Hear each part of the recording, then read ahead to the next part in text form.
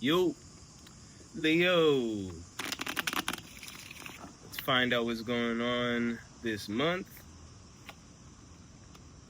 Okay, so if you know me, you know I rock with the Leos heavy, and there's a lot to be said here for things that make Leos both happy and uncomfortable. But it does all land in the world card and things getting right side up. When I look at the world card, I've kind of like tried to expand my understanding of it, where instead of it just being like, oh, mission accomplished, everything's good, everything's great. I think about it as an alignment with my goals and alignment with my vision and knowing that I'm on the right path. It doesn't always necessarily mean that's exactly where I'm standing. And so, with the cards that are here today, I think that's a big part of what we're meant to take away. It's like we're on our way and we're properly aligned, but don't feel bad if it doesn't feel like you're there yet because you're not. That's the outcome. That's the last card, not only in the tarot, but in the reading. And so that also makes me think about like loops closing. As we get to this September, there is a loop occurring with the 9th month of the 9 year, where not only are certain things born because they started gestating in January, so we can expect for them to be born in September. Um, there's also this idea of like cycles, doors, and books closing in order for us to move into the next space. So a lot of this like world card outcome might be previous goals, previous ideas, or an alignment or realignment with what future we're moving toward. And with the challenge being the Ace of Swords over the Four of Coins, this is really about figuring out the best way for us to get our baseline covered. I put up a video the other day. If you stop worrying about the big picture parts and worry about the baseline, the things that were stressing you out wouldn't be around to distract you from the big picture. So that's really what we're talking about. Leo, we can have a really grand sense of self and go, oh my God, I know exactly what part in the story I'm playing, and get that main character syndrome. But as a result of getting main character syndrome, we can discount the training montage and just skip over that part as if we don't have to grind in real time in order to get to that champion experience. So the Justice card being in the past is saying that we're beyond the point of talking about what's fair. And with the Ace of Swords being the challenge, we want to take up the sword ourselves. And that's really what I'm talking about. And when you're going to take up the sword yourself, there's one thing for you to be angry, right? Like if you watch a movie, somebody who's not like an action hero, the person that they love dies and they pick up a gun and they're just like, ah, they don't know what to aim at. They're just letting off and they're not hitting much, if anything at all.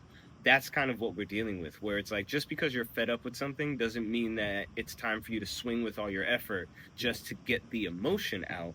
Learn how to be the best fighter you can possibly be so that when you connect, it fucking matters.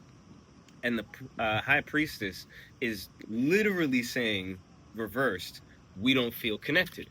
So the problem is figuring out what it takes to feel connected. And that's where the underneath, the Three of Swords shows up and is like, what are you avoiding as far as the small pains, the small things that you have to deal with in order to get to that point of connection, in order to make sure that everything's right and set? Those internal processes have to happen.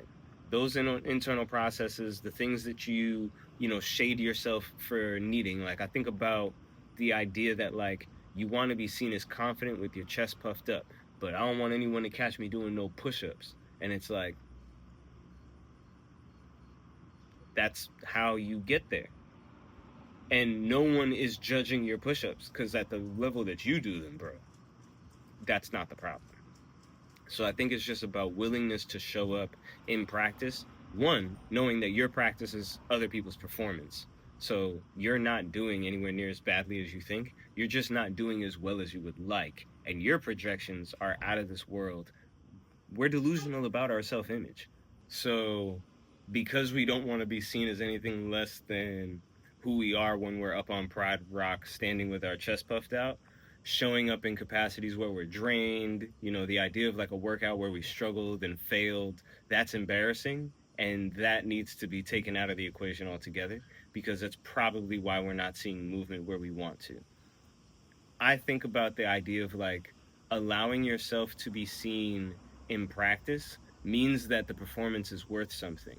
So when you allow people to see that you're progressing, that you're getting better, that you're applying yourself, that's what they're impressed by. It's not the final result. It's not the thing that you're like, oh, look at how good I look. How good you look is representative of the behavior, and the behavior is what people are attracted to. They just don't know how to express that all the time. And so the hope and fear being a reverse nine of cups, you'll be held and taken care of when you take on the full responsibility of what you're capable of, and other people feel that or get that energetically. So even if they don't know per se like what it is, they can't put their finger on it, there's something in them that's telling them like, yo, if I use my effort to help you right now, I'm just going to be pissed because of how well you can do it on your own. And while that can feel like being the strong friend all the time, check on your strong friend, um, the reality is like, yo, someone's got to be the strong friend, and being strong is a choice. It's not based on like a particular amount of weight.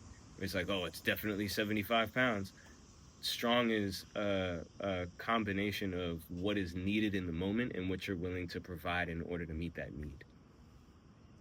So with that being the case, there's no getting around the 10 of wands that's reversed. Like, hard work is going to come.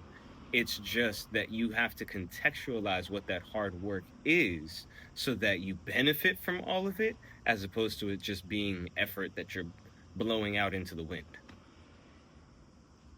I'll see you on the other side of September. Until then.